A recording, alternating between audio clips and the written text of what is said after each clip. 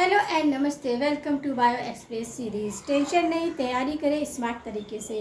Bio express 10 minute quick revision series in Hindi. आज इस series के अकॉर्डिंग हम लेकर आए हैं टॉपिक फोटोसिंथेसिस। ये बहुत ही इम्पॉर्टेंट होता है। क्यों? क्योंकि इससे ही आपका ये प्रोसीजर के द्वारा ही जो प्लांट होते हैं, ग्रीन प्लांट मोस्टली अपना भोजन बनाने में सक्षम हो सकते हैं।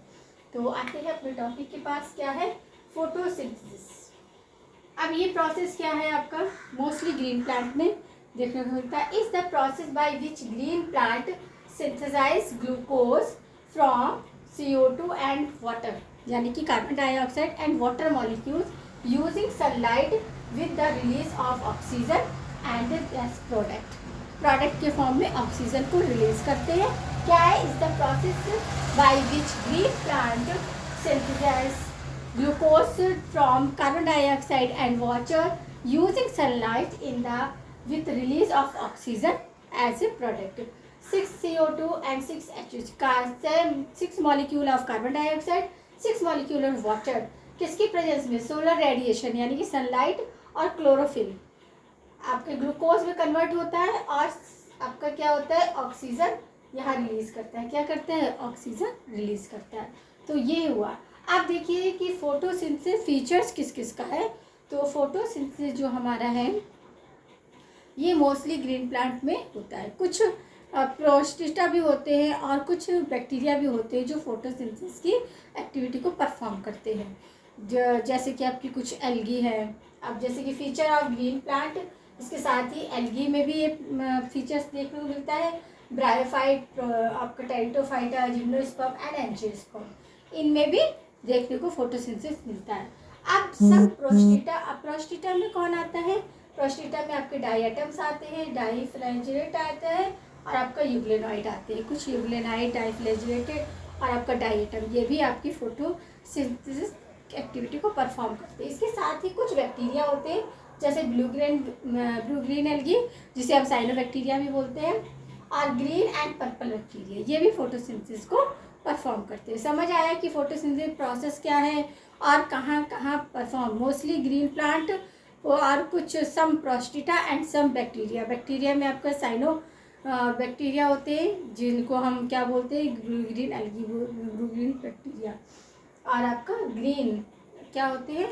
ग्रीन और पर्पल, ये वाले बैक्टीरिया भी परफॉर्म करते हैं। अब जो फोटोसिंथेसिस प्रोसेस है क्या है आपका? एनाबॉलिक प्रोसेस है। क्या है? एनाबॉलिक प्रोसेस है। अब जैसे कि एनाबॉलिक मेटाबॉलिज्म में भी पता है ना कि मेटाबॉलिज्म में जो लार्ज मॉलिक्यूल होते हैं वो स्मॉल मॉलिक्यूल में कन्वर्ट होते हैं।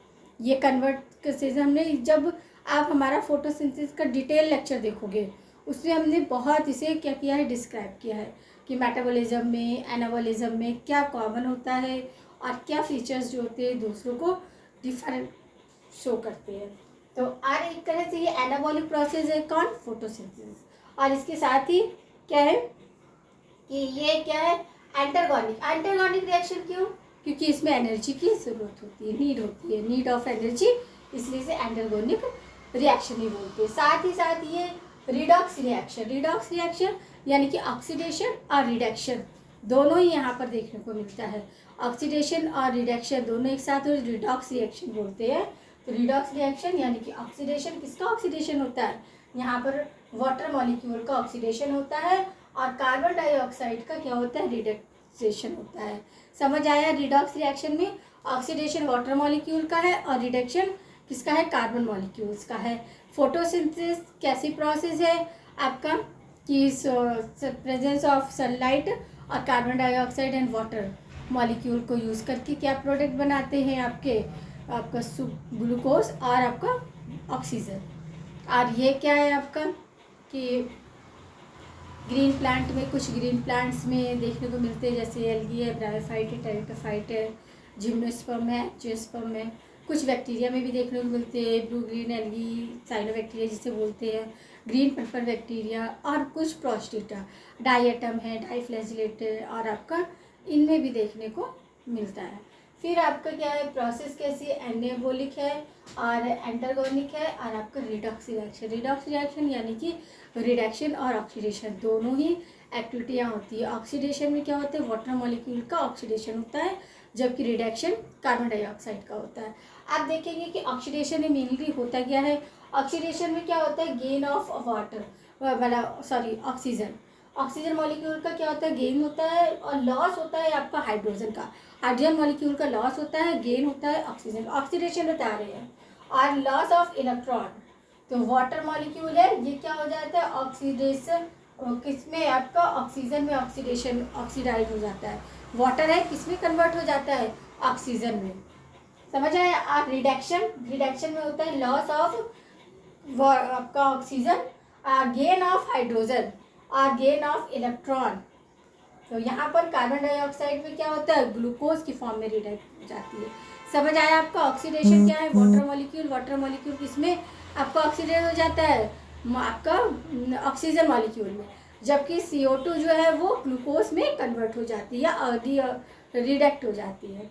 फिर आता है फोटोसिंथेसिस। अब फोटोसिंथेसिस को अदर्स नेम भी हमें इसमें जानने बहुत ज़रूरी। कभी कभी हिल रिएक्शन है, डार्क, इसी तरह नाम से पूछा जाता है। तो फोटोसिंथेसिस एक्टिविटी या प्रोसेस को लाइट रिएक्शन भी बोलते हैं, और आपका फोटोकेमिकल रिएक्शन भी बोलते हैं, थैलेकॉइड रिएक्शन भी बोलते हैं, और साथ में हिल रिएक्शन भी बोलते हैं। क्या क्या बोलते हैं, लाइट रिएक्शन बोला, हिल रिएक्शन बोला, थैलेकॉइड रिएक्शन बोला, और साथ में क्या बोलते हैं, साथ में बोलते हैं फोटोकेमिकल रिएक्शन। इसी तरह आपका फोटोसिंथेसिस दो रिएक्शन देखने को मिलती है, डार्क रिएक्शन। तो डार्क रिएक्शन को हम photosynthesis divide further to light और डार्क।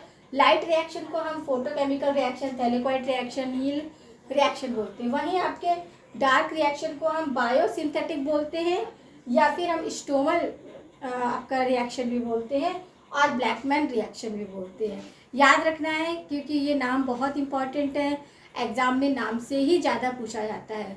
समझ लगा आपको कि डार्क रिएक्शन को ब्लैकमैन रिएक्शन भी बोलते हैं, बायोसिंथेसिस भी बोलते हैं, और आपका स्टोमल रिएक्शन भी बोलते हैं। इसी तरह लाइट रिएक्शन को हम क्या बोलते हैं, हिल रिएक्शन बोलते हैं, और आपका फोटोकेमिकल रिएक्शन बोलते हैं, और साथ ही बोलते हैं थैलेकॉइड रिएक्शन। अब हम यहाँ पर क्लोरोफिल का स्ट्रक्चर देखेंगे।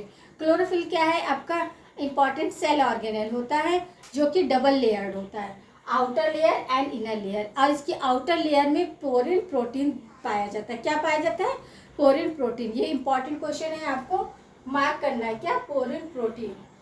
और फिर इसके बाद हम अंदर देखते हैं, स्ट्रोमा भरा हुआ होता है, जो लिक्विड सब्सटेंस होता है उसे स्ट्रोमा बोलते हैं। और ये देखिए, ये जो आपका है ना, एक ये कॉइन की तरह स्ट्रक्चर होता है। ये कॉइन एक के ऊपर एक ऐसे क्या होते हैं, सेट होते हैं, बंडल ऑफ कॉइन। तो इसे बोलते हैं ग्रेनम लेविला। क्या बोलते हैं, ग्रेनम लेविला। आज जो दो ग्रेनम लेविला है, इसके बीच को जोड़ने का काम कौन कर रहा है, स्टोमेटा लेविला। ये जो जोड़ने का जो आपको ये फिलामेंट दिख रहा है ना आपको, तो ये क्या है आपका, ये है स्टोमल लेविला। स्टोमल लेविला दो ग्रेनवाइड आपका ग्रेनर लेविला को जोड़ने का काम करता है। और ग्रेनर लेविला क्या है आपका, ये यूनिट है थैलेकॉइड का। एक सिंगल थैलेकॉइड होता है, वो ऐसे एक के ऊपर एक धंसा हुआ ऐसे अरेंज हो जाता है, जैसे कि कॉइन होता है आपके, और आपके पास 10 से ज़्यादा कॉइन है, तो आप क्या करते हो, उसको एक के ऊपर एक अरेंज करते हो। तो इसी तरह थैलेकॉइड जो है वो यूनिट किसका है, आपका ग्रेनम का है, ग्रेविनल लेविला इसका यूनिट है। तो इसमें क्या, एक एक एक थैलेकॉइड एक के ऊपर एक ऐसे सेट रहते हैं, तो ये ग्रेनम लेविला का फॉर्मेशन करता है, यूनिट थैलेकॉइड है। और दो ग्रेनम लेविला को बीच में ज्वाइंट करने का काम स्टोमल लेविला करता है। आउटर मेम्ब्रेन में इसकी क्या है, आपके पोरिन प्रोटीन देखने को मिलता है। इनर मेम्ब्रेन होता है, और 70S राइबोसोम देखने को मिलता है, और single circular double standard DNA भी देखने को मिलता है, और यहाँ RNA भी प्रेजेंट होता है, साथ ही आपका RNA। और ये सारा आपका क्या हो गया, आपका क्लोरोफिल का स्ट्रक्चर हो गया। कैसा होता है, इंपॉर्टेंट ऑर्गेनेल है, क्योंकि सनलाइट की प्रेजेंस और क्लोरोफिल की प्रेजेंस में ही आपका कार्बन डाइऑक्साइड मॉलिक्यूल और वाटर मॉलिक्यूल कन्वर्ट होते हैं ग्लूकोज और आपके ऑक्सीजन में।